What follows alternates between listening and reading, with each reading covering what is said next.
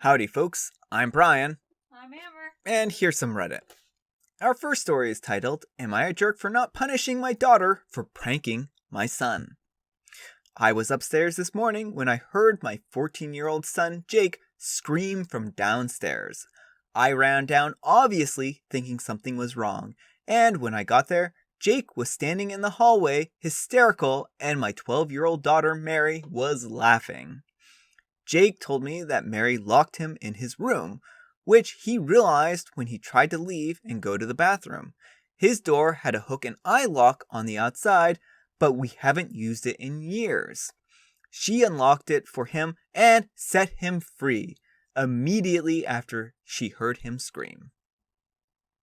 I love how they say they haven't used it in years, implying that they have used it.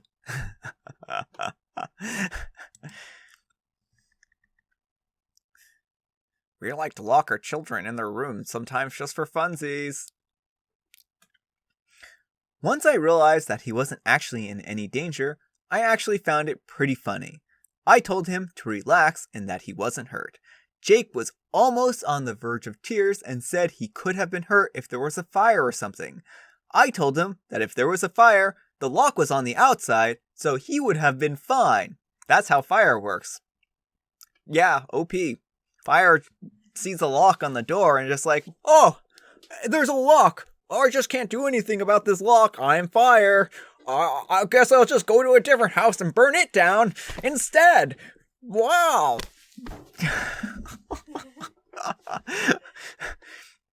I told Mary that it wasn't very nice to prank him and that she shouldn't do it again, but apparently this wasn't enough for him. All morning he was upset and repeatedly demanded that I punish her. I'm not really big on punishment, and honestly, she didn't need to be grounded for a harmless little prank. Finally, I told him that he needed to grow a sense of humor. I may have thrown a GD in there just because I was frustrated with his whining. Later at work, I get a call from my ex-wife who yelled at me for acting like a jerk to him and that I should have punished Mary instead of getting annoyed at him. I told her that just because he overreacted to a prank, I'm not going to take it out on her. I believe I have the right to make my own parenting decisions when the kids are under my roof, but if I'm somehow being insanely unreasonable here, please let me know. Thanks. Alright, OP. I do think that you are being a little laissez-faire about this. I think that you should have taken it a little more seriously. And I also think that you should just remove the hook and eye closure, and then this won't be a problem anymore. I'm not really sure why you have this on your door. Anyways, do you lock your kids in their room just for funsies? I don't know. Like, maybe at one point in time this was socially acceptable, but nowadays I think that locking kids in rooms is considered not a good form, to put it that way. So yeah, I would just take, to make sure that this doesn't happen again, to make sure that there isn't an abuse of this, just remove the hook and eye closure. You know, I think that you should probably tell your daughter not to do it again. You know, what kind of punishment does she deserve for doing this? You should have addressed it at that very moment. Just told her to go to her room for like an hour or something like that. I don't know. I mean, I don't know that this is a huge offense in the terms of like things that should have be like. I don't know that you should have grounded her for like a month or anything crazy like that. But I do think that you should have addressed it at the time and, told her that it's not funny to lock people in rooms where they're trapped. He clearly was not, he clearly was unhappy about this, and he was clearly more unhappy that he didn't feel like his concerns were being taken seriously. And it doesn't seem like you're taking his concerns seriously either, because if there had been a fire or some other emergency, he wouldn't necessarily have been able to get out. He might have been locked or trapped in the room. And hopefully there are multiple egresses out of the room, but if there aren't, then that might have been a very scary situation for him. So, yeah, I think that you should have addressed this at the time. I think, depending on how much time has gone by, it's kind of pointless at this point in time to punish her over something like this. But I think that your ex-wife is right. You should have taken it more seriously and punished her. So yeah, anyhow, take care and good luck. Yeah. And that something Amber just brought up now, because she's in the background here. She said that might be one reason why he is actually a little anxious about being locked in his room, is that if his parents used to lock him in when he was a little kid, that might bring back like bad memories, and that might be, a traumatizing event for him. So that certainly could be a contributing factor here, even more so. So yeah. You're the jerk. Finally, I told him that he needed a sense of humor. Your son was scared and panicked. You're a jerk, Dad, for not validating his feelings and consoling him. It seems like you're punishing him now for how he reacted. And OP replies, I'm not going to validate his feelings for having no base in reality. I understand his initial panic and anger, but he carried it on and on to a point that was unnecessary. So OP up in the original post was like, oh yeah, tell me if I'm being unreasonable. But here he is, arguing against it. You're the jerk. Big time you're the jerk. Being locked in a room can be a very scary thing for some people. If he had kicked down the door to get out, would you still have thought it was just a prank? And take the lock off the outside. I agree. Here's another comment from OP. She's 12. Of course she's immature. She's a kid. I'm not going to punish her for being a kid. Sending her to her room would have accomplished nothing. If she does it again, then she'll be punished. OP is fighting awfully hard here against all the verdicts. And the thing is, again, OP in his post is like, oh, I have an open mind. Just tell me if I'm being unreasonable. Well, here are all the people, OP, telling you that you're being unreasonable, and yet you refuse to accept it. You're the jerk. Why is this okay? Your daughter was being mean, and pranks are only funny to those who pull them. In one fell swoop, you invalidated your son's feelings and gave your daughter tacit permission to be a bully. Great parenting. Great point. Our next letter is titled, Am I a jerk for telling my dad that I wouldn't need to use my magical child of divorce powers if he didn't F up in the first place? Some background. I'm a 17-year-old female and my mom and dad separated when I was 6 and he remarried to Maggie when I was 8. Since then, they've had 3 kids together who I absolutely adore. Even though we're only half siblings, they all tie for the number 1 spot on my list of favorite people, and we're pretty close. Plus, my dad is currently going through his 3rd marriage, as he was married once before my mom.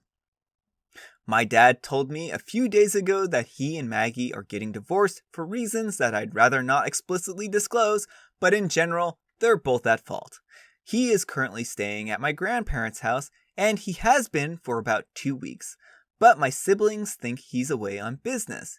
He really wants to see us, so he asked me to come down and I agreed. However, when he told them, they did not take it well at all. And while I'm not really surprised at the reaction, from the way it was described to me, I don't really think he helped.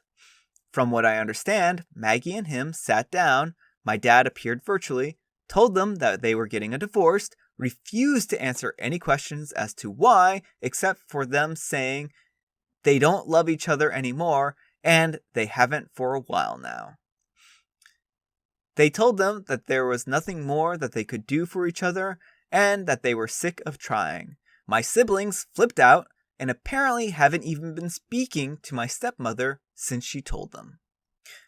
Now, when my dad told me this, he said that while he wanted to spend time with me this weekend, he needed me to patch things up with the kids and use my experience as a child of divorce. I told him I wasn't a therapist and that while I'm more than happy to help, I can't promise that they're going to want to talk to them because they have the right to be upset. He said that they were just overreacting and that they were going to have to grow up and get used to it because complaining about it isn't going to change anything. At this point, I just straight up told him that if some people could keep it in their pants, maybe we wouldn't be here. He said it was unfair and that he was my father and that I had no right to talk to him like that. I responded that he had no right to tell my siblings or anyone how to feel and that I hoped for the next marriage he might get it together. He hung up on me. Am I a jerk? All right, OP.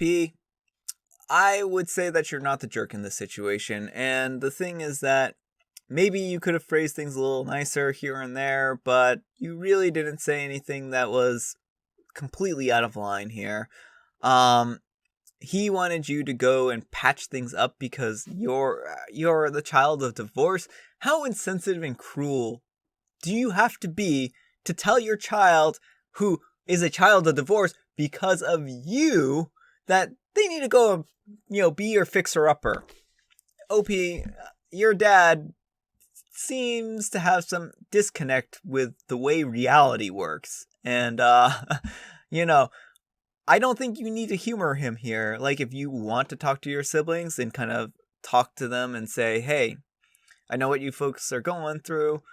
I had a really hard time when, this happened to me the first time around. If you want to talk about anything, you're, more than welcome to talk to me. But I don't think you need to be your dad's fixer. You don't need to go and try to assuage their feelings for him and be like, oh, yeah, don't worry. Dad's just the greatest guy ever. You shouldn't be mad at him and talk to him. Like, that's unreasonable. They're upset. They're understandably upset. They've had a huge shock to their lives. Like, things are turned upside down for them. And, this is not going to be an easy change for them to adjust to, and kids need nice, stable environments. And when those kinds of environments and safeguards are broken, it can be really hard to change and adapt and adjust. So I can't blame them for being upset here. So anyhow, take care and good luck. Not the jerk. You're 17 years old and you have it right with everything. You are not a therapist. You and your siblings didn't ask to be born. You and your siblings have a right to be upset. But for your sake, don't get used by them. It's their responsibility to bring it together, not yours. Would probably be nice of OP to speak to her siblings as a child of divorce and tell them that they'll get through it. Everything else is on their dad and Maggie. You'd think by now OP's dad would be more practiced at a divorce announcement. But hearing this too shall pass and they'll survive, if worse for the wear, from someone like you that they trust and who isn't currently engaged in breaking that trust may be helpful to them. Lord knows these kids can't rely on their parents.